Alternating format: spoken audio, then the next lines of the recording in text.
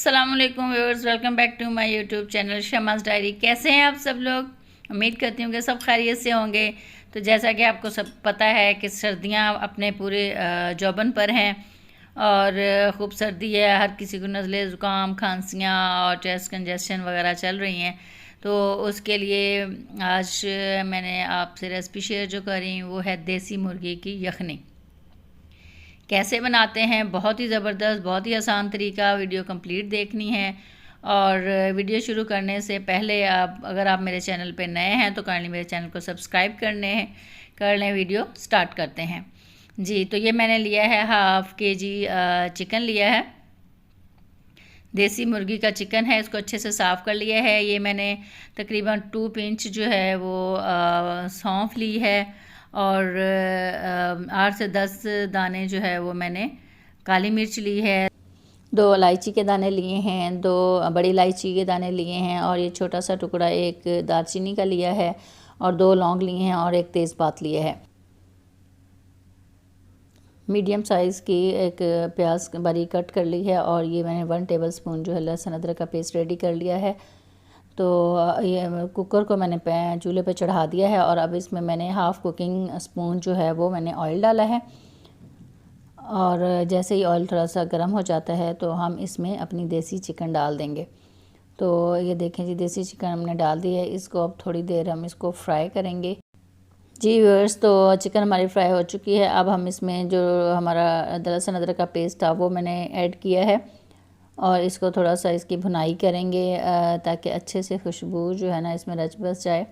और साथ ही मैंने ये ड्राई स्पाइसेस जो मैंने लिए थे वो सारे इसमें ऐड कर दिए हैं।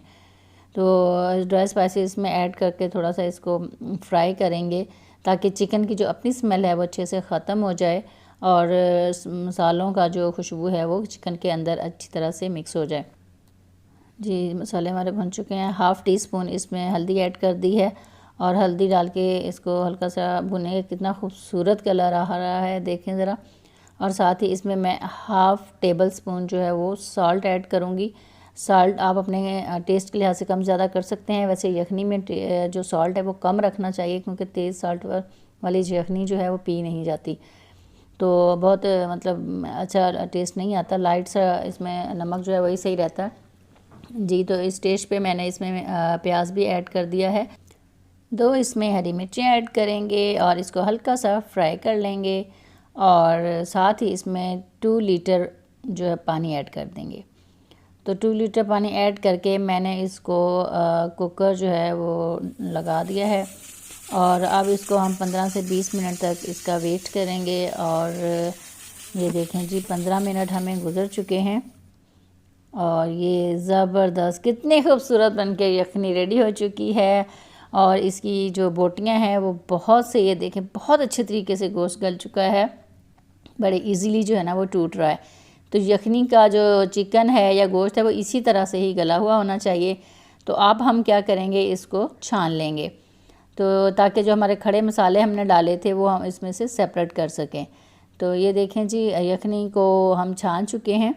ये देखें ज़बरदस्त डिश आउट करेंगे। ये देखें कितनी ज़बरदस्त यखनी बन के रेडी हो चुकी है।